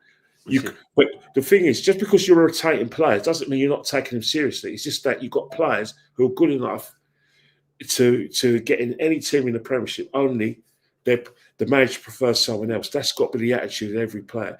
Every squad member is going to be needed, and that includes Max Dowman. Exactly. But this Jade, he says, all this getting over the line, do we think the squad can? I think the squad can. It's whether the manager can, because the manager hasn't done it yet. I think the players are good enough. I've never doubted the team. I think the team is good enough to win silverware. I thought the team last year was good enough to win silverware. At least the Carabao Cup that team should have won last year. That's before the Eze and Gyokeres come on the scene. You got to remember, he spent over £700 million before this season. So it's not whether you think the squad's good enough. The squad is good enough. But whilst this manager chokes in big matches, that's the stumbling block. It's never been the squad for me. It's whether this manager can. I agree with you. You know it is as well. That is always going to be a situation. And I think majority of I was speaking to Arsenal fans at half time. One Arsenal fan is a massive Arteta fan. But his words to me, I won't mention his name, but his words to me was, got to get over the line. Got to go over the line. I'm a massive Arteta fan. But if he can't win it with this squad, then I'm going to have to say that. And that's been I think what's happened, we're battle scarred by everything we've done. There's a few people who will say we're going to win everything. We're going to, like Ty, Egal, those kind of guys. But a majority of us. What I'm saying is, there's still like, how can I say? It's like having the thing is right. The way Ken is. Kenny kills me, man. He's box office, isn't he, Kenny? Bless him. Do you know what, right? But it's like having that. It's like having that old car, isn't it? It still goes, and it still does a job. but can it go that extra mile, or do you need to change it? Do you take it on this is on where the we M way? are at the moment. So it's not the squad. I believe that these players are good enough to go and win a trophy, go and win the Premiership, perhaps go all the way in the Champions League. But the question marks is the manager. Can the manager do the right thing this time? Is he learning from his mistakes? Is he going to get it right in big moments? Or are we going to have another PSG situation? Are we going to have another Newcastle two-legged situation, Carabao Cup? Are we going to have another situation where we were 8 points clear and we ended up, dropping points in certain games and it cost us the league? Are we going to have a situation where we had to go to Tottenham Hotspur Stadium and beat Newcastle away to finish in the top four, and he fouled? All the evidence that it is still there, guys, and until he actually wins something, you're still going to have the question marks. So, it's just the facts of life. That is life. I can't disagree. For me, I believe in the manager, I believe in the players. I don't think we're the biggest and baddest and we've got a divine right. And while I can't predict the future, I think we've got all the tools, the tactical know-how, and the areas of improvements to get over the line. And if we don't do that, then I think every Arsenal fan is like, if we don't do it now, we're not going to do it. And I think there's fair questions to ask about the manager. Like, I ain't got a crystal ball. Like, I think City are still there to fight for the league, for example. I think Liverpool, they've got issues, but they're still up there. It's not that I think we're better or worse than them. It's like we're in a three-way fight. I believe in us, but we've got to get over the line, innit? Like, that's it now. We've got the tools. We're a difficult team. We're a bloody good team on our day. In fact, not even our day. We've shown so much levels of consistency. City are putting a run together. City are putting a run together. Get over the line now. That's where I'm at. City are putting a run together, and people are saying, but Haaland's dragging them as well. Yeah, but people are saying, but if you take Haaland out of the team, then City will be like bang average. Well, you can say that about a lot of teams. You can say it about anyone. You take Rice out of the team, you take Timber out of the team, you know what I mean? That's ideal scenario syndrome. Like, that's dead. Because at the end of the day, DG, right? If you was to, God forbid, if anything happened to Timber or if anything happened to Rice or anything like that, and you're playing Ben White at right back, no disrespects to Ben White, and you've got someone like Marino in midfield, and then he's playing Havertz up front, we're like from last season. We're no different. Yeah. And he didn't win nothing with that team. So, but you know what it is, right? It's that thinking about City. Obviously, you take City seriously because of their pedigree. If you take away from last season, they won before last season. They won 4 in a row. The fact is that since they lost to Brighton, a game they should have won. They've only had 2 draws, one in the Champions League and one against us, and they've won all the other games. So both our records, was you remember it was the same day, the 31st of August. They lost to Brighton, we lost to Liverpool. In the league, both of us have had similar records. So you can never go to sleep on Man City. Another thing as well is that they're getting their players back. They're getting Kovacevic. The Rodri injury is not really long. Mahrez's coming back. Shirky's back is coming back as well. So it's one of those things where if he gets them to gel and they're still on our coattails, it's going to be different. I think the game that Arsenal fans need to look out for is their game with Liverpool. I think is it the end just before the international break? Yeah, that's midweek, isn't it? The Liverpool game? No, it's a Sunday game. I think it's the Sunday before. So I don't know if it's the 9th of November. I need something to check. It's one of those games. It's definitely November where you want them to cancel each other out, wouldn't you? Oh, absolutely, 100%. So, and so in a way, you don't want Liverpool to win. You don't want City to win, but we got to make sure that in the same day that they're playing, we got Sunderland as well. That's a tricky game, but our experience in terms of and our ability to defend should stand some good stead. But as I said before, this league is got to be a situation where if City and Liverpool drop more points, foot in the throw. That's what we need to do. That's why I want us to go on a run because we got points. It's about Yeah. You don't have to all. You can't. You're not going to play well in every game. No way. Exactly. You're not going to play free-flowing football. But one thing you need to do is you have to have the mentality to face the challenge ahead. Liverpool didn't play well all season, but what happened is Liverpool, because they were winning games and because they had a significant lead, mentally they were able to deal with any difficulties. Like the Merseyside derby at Goodison Park. You know, they went 1 goal down, they went 2-1 up, came back. Aston Villa away, Liverpool, great game, but Liverpool always made sure they weren't going to lose the game. And that's what we did. Shaky refereeing decisions, we've made it happen this year as well. Forget referee decisions are part of football.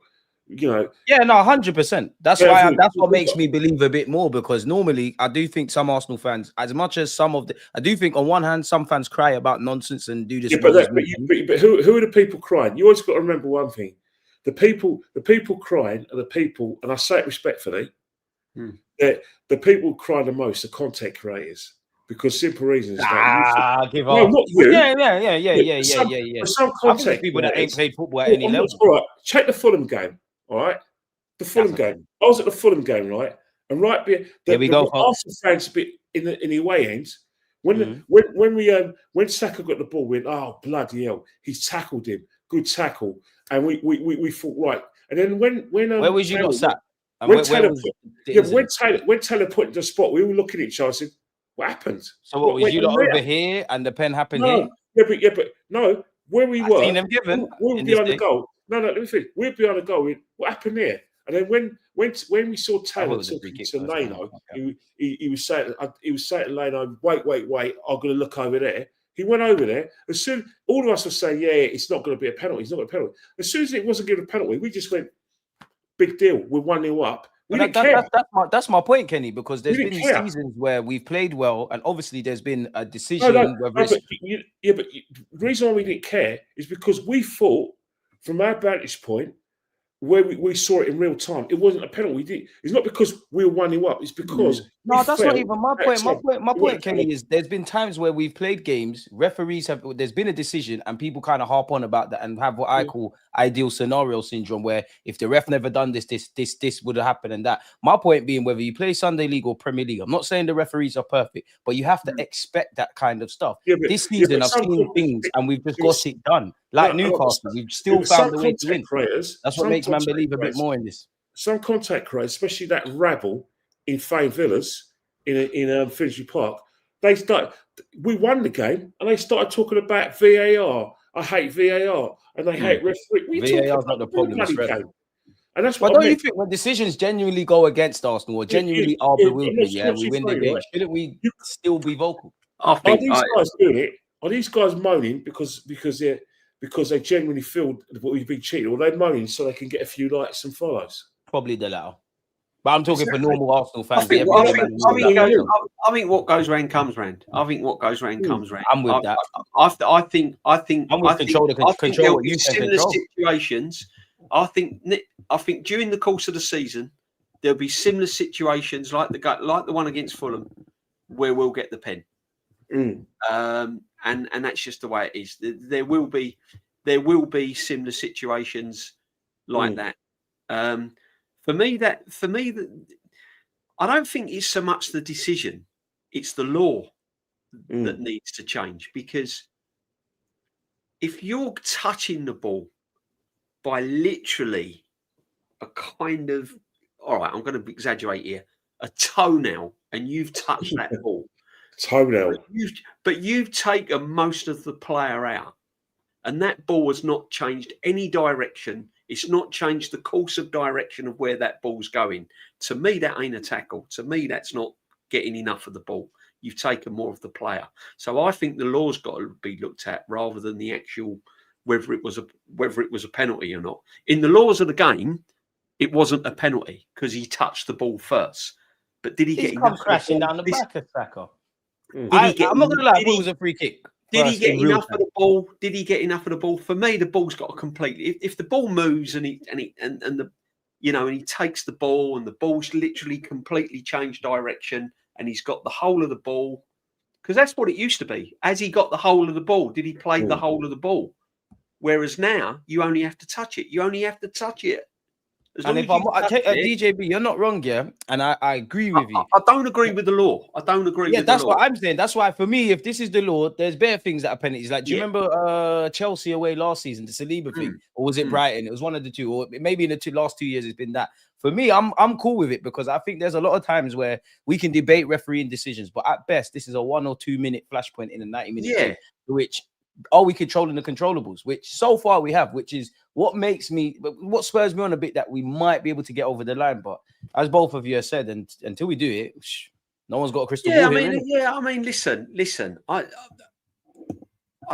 don't understand why just because you ask the questions, I've not sort of, you don't sort of slag the manager off and he's this and he's that. You just ask the questions because the questions have been formed to be asked, because you're only stating facts, and the facts are we haven't won anything. The facts are that in big games we've fell short. I don't understand what the problem is when you're questioning it. Just because, okay, we beat Atleti yesterday. Brilliant. Fantastic. Scored 4 goals. Brilliant. Gyokeres scored 2 goals. Brilliant. I was there. Jumping up and down like everyone else. Fantastic. Coming out the ground, absolutely buzzing. Still was buzzing this morning. Always am. But there's and in the group chat as well. There's buzzing and being carried away. I mean, we're in October, for goodness sake. You don't win leagues and cups in October, so there's a long way to go yet. Let's just keep it cool, keep it calm a little bit. You know what I'm saying? There's a long way to go. Anything can happen. Anything can happen. I just believe that this squad this season looks better than what it has in previous seasons, and that's what gives me more hope this season.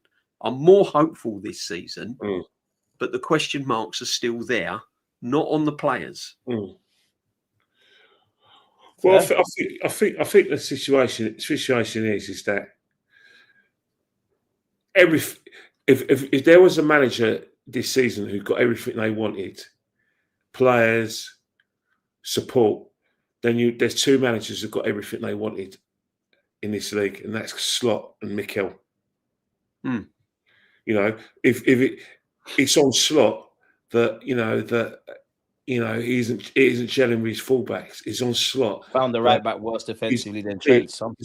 It's on Slot that he's got this conundrum where he needs to put get those nuts out and put them on the table and decide who his best front three is. It's on him because he's got a lot of support. And the same with Mikel. He's got so much support, that he has surprised us because he has rotated. I thought Eze would struggle to play number 10, but he is giving Eze a chance now up to Eze. Eze's got to come to the party because at the end of the day, you don't want a situation where Odegaard walks into that team without unchallenged and there's no challenge for his place. You want a situation where Odegaard comes back and he shows the lack of form he showed when he got back, but he still gets in because he doesn't trust Eze. Don't get into that. Hawkeye have us in that role. Our players this season, a lot is going to be happening. There's going to be some big games we're going to be involved in. We may not win anything, but we've got to be there in the mix. That's one thing we can't deny to this panel and to the chat. We are going to be in the mix when it comes to trophies. We have to get or not. I'm even starting to think about 2 trophies. Yeah, well, we're definitely going to be in a mix, but it's all about up here mentality, and it's all about the ability to deal with adversity when there's wear and tear. You've got to think about it. When we take L's, like if we lose on Sunday, are we able to win the next Premier League game? Not let it be clustered, because there has been times where kind of bunch our L's. This stage of the season, because we're all bunched up together, because we've got a bit of a lead, you can afford to let a few teams get snookers. But when it gets to the championship rounds, you can't afford to get yourself at the snookers. We need to do what City normally have done when they've won titles. Second half of the season is just woof. Yeah, and the reason, and 9 out of 10 times, is that their team gels, their squad gels, and Haaland just can't stop scoring goals. Let's not forget last season, Haaland had a crap season, But guess how many goals he scored? 22. You can't say it's crap then. But yeah, it is compared to the. Nah, yeah, Kenny, that's not. I see what you mean, but that's not crap. You know what I mean. Compared to, everyone thought Haaland was off it, but he still scored 22 goals this season. And you and I know that if a player scored anything between 15 and 19 goals in a Premiership season, he's worth £100 million these days. Can I just answer this? Is the squad looks to be the best in Europe this year? Well,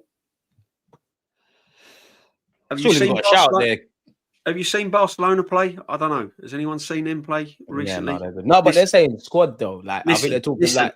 I would say it's got one of the best teams collectively as a team, and as I said that before earlier in the stream, all the departments at the moment seem to be singing off the same hymn sheet. Defensively, we look solid. Zubimendi and Rice are building up a good relationship in midfield. You know, Gyokeres hopefully will start scoring goals. So as a team collectively, yes, we are probably one of the strongest in Europe. Individually, probably not. So it's getting the balance right. It's totally getting the balance right, isn't it? Do you know what I mean? So, but listen, we will see how good our squad is, because there will be there will be moments this season. There will be moments, whether you like it or not. There's going to be moments this season where this squad will be tested. And that's a fact. If you look at life, all singing, all dancing, all rosy, everything's fine. We're going to win the Carabao. We're going to win the FA Cup. We're going to win this. We're going to win that. I hope so. That's not how life works. We're going to do that. Then fine. Just lock yourself away if it doesn't happen. But at the end of the day, you have to look at the bigger picture. Yes, we have got a chance of winning trophies this season. We've got a very, very good team. The manager at the moment seems to be getting a lot of things right. All I'm saying is there is evidence in the past where in big games, he's got a lot of things wrong. So let's just keep the balance where it is, enjoy the moment, and may it continue. But as me and Kenny says, there's going to be times in the season where we are going to be under pressure. And that could be injuries. It might be where we don't quite win games. We draw a couple of games. Yeah, if we go for a little bad patch, how quickly are we going to get out? How do we react? How do we react? Where's the mentality coming into it?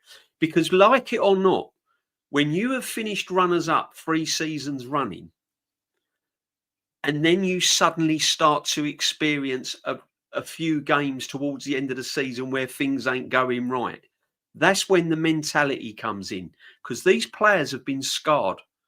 A lot of these players have been scarred the last 3 seasons.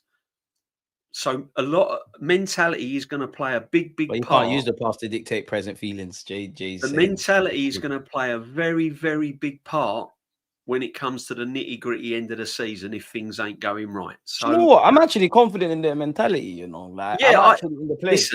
Listen, I am. They've obviously learnt a lot, and they really, really want it this season. You can see that the way they all play together, the way they celebrate when they score, the way they're behind each other as a team. As a team, they're brilliant. They're absolutely brilliant as a whole team. The way they kind of playing with a bit more maturity now as well. It is. It is good. It is good. So, but yeah, I can't. Ask January, February time, if we're still playing like this and we're top of the league and everything's still good, then I'm going to really, really start getting excited again. But I've been hurt. I've been hurt too many times. I've been hurt too many times under this manager. So I've got to keep level-headed, guys. I'm sorry. I have to. So he's saying for this, DJB, because it's another question from JD. Sounds like if we win, well done, players. If we don't, it's Arteta's fault, DJB. If you could replace Arteta tomorrow for someone else, would you? Not at this stage, no. Not at this stage of the season. That'd be madness, wouldn't it? October, top of the league. Come on, what sort of question's that? And I did say earlier on in the chat, Jay.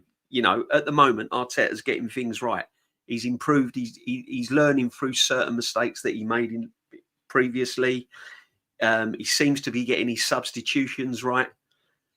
You know what I mean? I'm not laying into the manager at this stage. I'm just saying that there is evidence in the past where he's got things wrong. And until he's tested again, we will only tell whether he's improved. I think that's fair, to be honest. I think that's fair. That's literally it. And only time can tell with that, if I'm completely honest. Like, only time will tell. Kenny, what are you saying for this? And DJB. Question, do you think this manager will continue with the form Arsenal showed in the second half yesterday? I'm not sure what that means. But look, it's every game's going to play. It's going to be a challenge. You know what I mean? It's just you find a way to win. You know, not all games are going to be the same. But if there's opportunities and teams leave a space, God help them. God help them. That's one thing we retained from last season is our ability to sort of put teams to the sword if they give us any space. Last season, you have to look at the Man City game. You have to look at Sporting Lisboa, PSV, Lens at home in the Champions League. All those kind of teams, we were ruthless. And we smell blood. Yeah, we do this. We continue to do that. Another thing as well, we with the mid to low block, we still find it a bit hard. But what we do is that we move the ball quickly, and we do have options off the bench to see if we can do it. And of course, it's set pieces. Set pieces. It's not football with panache, but if it's a strength, you've got to use your strengths to win a football match. At the end of the day, exactly. The aim of the game is to score more goals than the opposition. That's what you need to do. The hardest thing to do is put the ball in the back of the net. So if you've got many different ways of doing that, why the fuck not? Don't get me wrong. Every team uses set pieces. Liverpool use set pieces. You'll find Man City will use set pieces. I'm sure even Crystal Palace are half decent. Atletico Madrid are decent from there. But look at Crystal Palace's winner against Liverpool. Crystal Palace's winner against Liverpool was a long throwing. Chaos in the box. No one was marking Nketiah. He had time to get the ball on his left foot and sweep it in the net. 2-1, injury time, Crystal Palace win the game. All from a long throwing. Look at Brentford. Played Chelsea at the G-Tech Stadium. 96th minute, long throw from Coyote. Bit of chaos. Cavalier puts it in the back of the net. And that's what football's becoming now. You have to look at the fine margins. Everyone's doing this system thing. There's not much space. It's all mid and low blocks. Set pieces, cash money. But furthermore, dead ball scenarios. Full stop. So yeah. That's the thing. It's football now. Football's a funny old game. It's like it's recycled, really, because based on what you lot have said, about George Graham and, certain other examples, this isn't anything new. Like in my 30 years, there was a point, I don't know when, maybe 3-4. No, that's an exaggeration. Maybe like whenever Conte was there, like 3 at the back was kind of making its way. Look, that's nothing new. That's been there. So it's actually not new. It's actually not new. People think it's not new. Recycle. Everything just goes in cycles, it? Pressing football. Well, pressing football. Liverpool used to play pressing football when they were at the top under Bob Paisley and under Kenny Dalglish. That's why Liverpool won their games, because of the work rate. They played teams under Kenny Dalglish. See, so it's just cycles, really. Yeah. And it'll all come round again. Remember they said Klopp played the Gegenpress. Hang on here. Yeah, Gegenpress has been around for long. 4-3-3. Well, 1966. How many wingers played in the 1966 World Cup? Exactly. 4-3-3. No, it ever goes away. No, it never goes away. It's just that when something's successful, everyone wants to copy him. Remember Pep? I call him the footballing Philistine. People saying we're ruining football because of set pieces and throw-ins and that. Yeah, but everyone wanted to play like Pep because it was successful. You know what I mean? Big up, Jay. Big up, Jade. Big up, why Jade. Why would you not do that then? Naturally, you want to learn from someone, innit? Of course, there's nothing wrong with it. Nothing wrong with it, but there's always going to be a coach that's going to penetrate it. You know what I mean? Facts, really. and that's the thing. You can go. When you talk about low block and mid block, you go back to the 60s. The Internazionale team under Helena Herrera in the 60s, Italy copied that formation. 1970 World Cup. What did Brazil do to Italy's mid block and low block? Just moved the ball really quickly and ran. Yeah, just get them out of place. And made and used their fullbacks, beat them 4-1 in the final. History lesson. So when do you lot think 4-4-2 is coming back? Because I don't think It will come back. I don't think it can. It will come back because the law of averages says. Yeah, but you've got inverted fullbacks, you've got strikers dropping. That's almost like 4 or 5 in midfield. Can you? Yeah, you won't even notice it. But you are right because you look at it. We're in an age of inverted wingers. That as well. So who's going to set up with 2 in midfield? No matter how good, you could have a prime Kante and Vieira. You're kind of fucked, really, in the modern day. Yeah, but Real Madrid, if you play Rodri and our good friend Vinny Jr., one of them's got to play traditional winger. One of us do. It'll come back. Some people want to see Havertz and Gyökeres together in something like that. That'll happen. Yeah. Hope not. It'll come back. Want to see Gabriel and the long ball will come back. Yeah. Semi-final Champions League when we're in that the long ball. If that wins us the cup, fuck it, man. Hey, do you remember Chelsea? Do you remember when Mourinho first went to Chelsea? Remember in the Champions League when they played when they played Bayern Munich, when long ball over the top, flick on from Drogba and Lampard scored those goals in Bayern Munich. Chelsea under Mourinho 20 years ago. Just over 20 years ago. It's coming. Yeah, definitely. 100%. True. I mean, whatever we can do to get over the line, I'm all for it. SLD's he's now what's he doing now? 2 weeks ago, Harry Maguire was washed, couldn't play. Now Harry Maguire is his best mate. It just shows you when things are in fashion, isn't it? SLD. Yeah. Everyone wants to play like Arteta. Well, we'll see. We'll see. I'm not too sure on that one, but yeah. I mean, Nicholas is saying, what are you saying for Martinelli, DJB? Martinelli yesterday, lovely to see it. Lovely to see Martinelli yesterday. He looked kind of like the Martinelli we all like. Can he keep it up? Will he keep it up? We don't know. But yeah, big up Martinelli. We'll have to wait and see. Listen, I'm not one of these fans that are going to get all hyped up about one performance.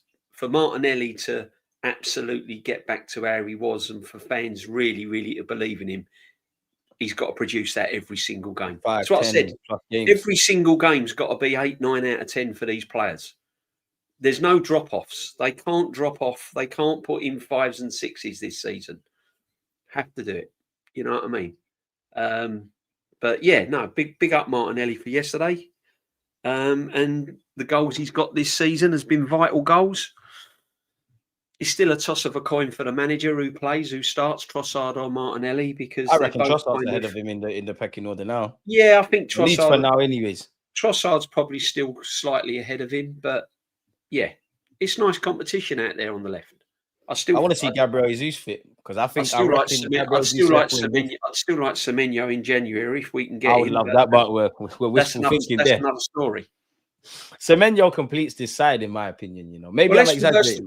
Let's reverse the question that asked me about the Martinelli. If you had a chance of signing Rodrigo or Semenyo in January, would you be asking me a question about Martinelli? There you go. You take it. If great players are available, you take the opportunity. You have to. Football's about that. It's not. You know, one thing you've learned from a lot of the best teams always are ruthless. You look at Ben White. Look how ruthlessly our good friend Timber's taken his place like it's nothing. Look at the form that Mars evolution of life, isn't it? And look what happened now. He can't get a game because Calafiori has to play. I could. You know what I said to someone? He said to me, "Oh, Arsenal are looking really good. Why is that?" I said, without any kind of canter, and I said it ruthlessly because we got proper fullbacks in the team. Exactly, we got fullbacks that are not getting. That's not a dig against Ben White and Marzu Skelly, but we are playing with. The fullbacks are doing their jobs properly, which makes us difficult to break down. That's not fair on Lewis Skelly, man. But it's a fact, though. It is a fact, though. Calafiori ain't put a foot wrong. Like, reflex. Showing why he's ahead of him. He ain't done enough to lose his place yet, Calafiori. Exactly. The Timber one, I hear it, Kenny. Hey, you get Charles, but Charles says, "What? Let's not talk about Mourinho. What was wrong with Mourinho? What was wrong with Mourinho? That Chelsea side in 2005 got 95 points. He scored the most goals. Mourinho was a fantastic coach. Forget about the Mourinho now that is past his best. Can you imagine it? If Arsenal won the league like Chelsea did in 2005, I'm taking it. Let's go. How you do just win the league, man? Let's go. Of course, we want to win the league, play amazing football and all that stuff. But league first. 95 points. I'm taking it. Mourinho's a fantastic manager. He's a breath of fresh air. Why should I? It's not an insult to. It's not an insult to Arteta if he's successful. To compare him to George Graham. George Graham was a great manager. Mourinho's a great manager as well. It's a compliment. Do you know who else was a great manager, Kenny? It's his birthday. Arsene Wenger. Just throwing it out there. Oh, yeah. What are you saying? What are you saying? We're doing it again, We're doing it again, aren't we? I'm not. I'm just saying it's Arsene Wenger's birthday. The man who, you're enjoying the fruits of his labor. Listen, I mean, you should have told me earlier. We could have done a collection for him. Yeah. Oh, we've got to wrap up. We've got Jezzy's now, Kenny. Yeah. Yeah, that's a great way to. Listen, I'm not. Listen, Wenger. I saw some of the best football I've ever seen under this manager. Unfortunately, he outstayed his welcome. Unfortunately, he did. But as a manager, incredible. Yeah. You know what? During the international break, when there's no distractions, no football, not the week after the last international break, we could do something different, can't we? Yeah. What you got in mind? About Wenger? You want to go to war again with Arsene Wenger where I won the last one? You want to do that again? Well, you felt you won anyway. I won, man. You're too conflicted. You're too conflicted. You can't see how great he is. Is George Graham's legacy bigger than Arsenal? Wenger's is big. Wenger's as much as a football legend as Arsenal. But I don't want to start this. You don't got Jez in that. History tends to look kindly on managers who win European trophies. Just saying. Does it look kind on, Arsenal legends who manage Spurs? I don't know. Do you know the sad thing? The problem is we've got at the moment, if Arteta ends up winning nothing, a lot of fans are going to put Arteta above Wenger and George Graham. They already have. Exactly. That's the sad thing with this. No matter what you say about... You know what it is? There's fans younger than me. Arteta is the best they've seen. Stats all day long. Clean sheets... More goals in this amount of games, blah, blah, blah. But the fact of the matter is, George Graham can bring his trophies along and put them all on the cabinet. Wenger can bring his trophies along and put them all on the cabinet. All the players that played under him can put all their trophies and medals to their grandkids. We're not in that position yet. And yet this manager gets lauded over them two all the time. People are saying there should be a statue of Arteta outside the ground. Before George Graham. Are you mad? Madness. I don't know why he hasn't. There's a couple people that are connected to Arsenal that need statues, but it's not gonna. I don't know how they make these decisions. It's not been made, innit? But people, these lot are going to another platform as usual. Big up DJ. One thing I've got to say, Rayan, hell will freeze over. I am not going to do the quick. Hell will freeze over. No, we don't do it, Kenny. We don't do it. Well, that's going to be a nice little. That's going to be a nice little money for charity. Then, if you do it. No, we don't do it, Kenny. They were doing it all around me yesterday twice, and I'm like, "Why aren't you doing it?" No, I'm sorry. Oh, you at the stadium, man. You lot pay all that money for season tickets. Grown men with bald heads doing it. Oh, please. We're all going to die one day. Live a little, guys, man. Get a life. Well, you know what?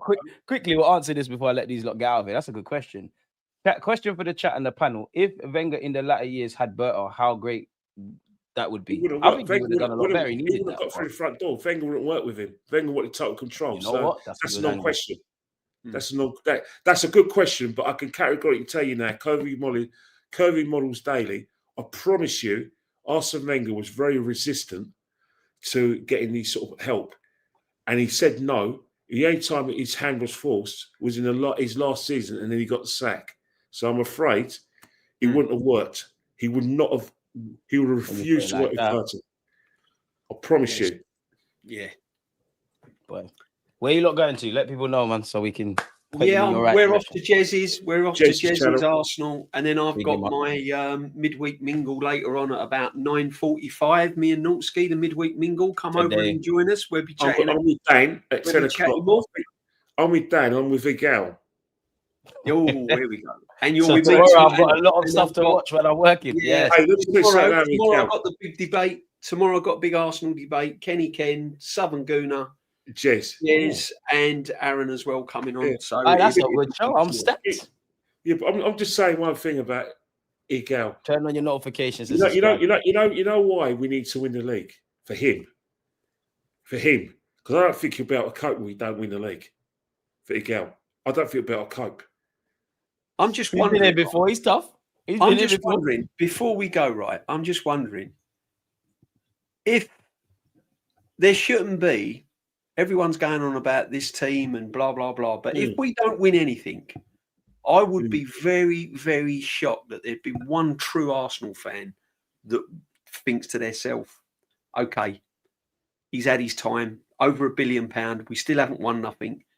Because everyone's been gassing up how good this squad is, best in Europe, best in the world, best here, best there. So there's no excuses, people, is it? If he doesn't win anything, by law of averages and by rights, after what everyone's been saying, time for a change. I think that's fair.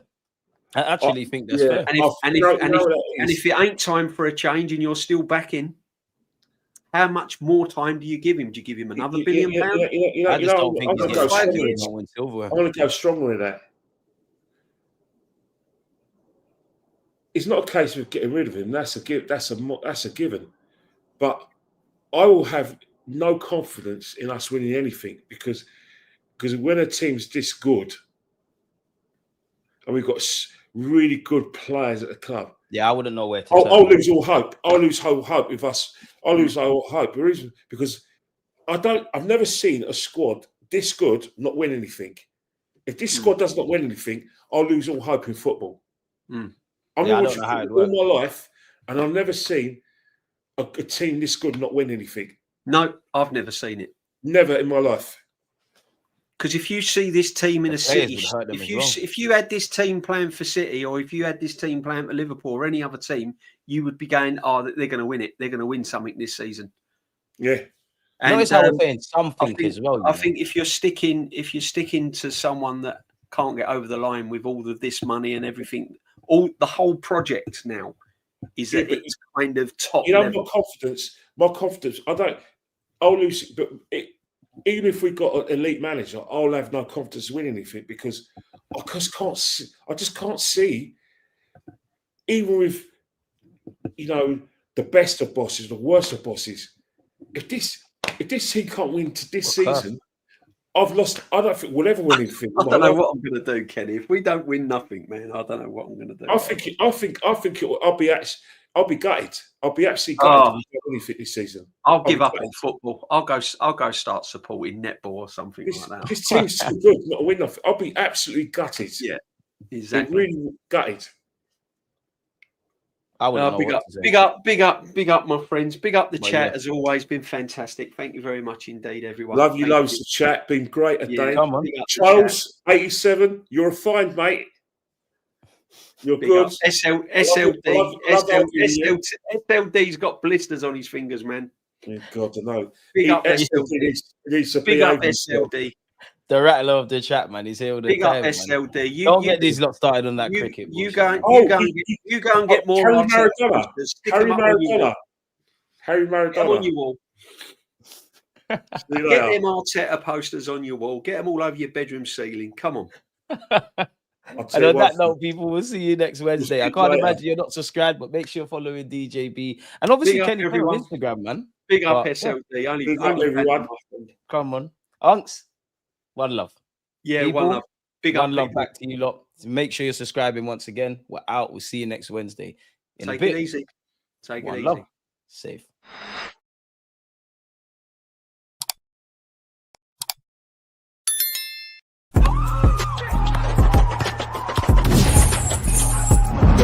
always just go.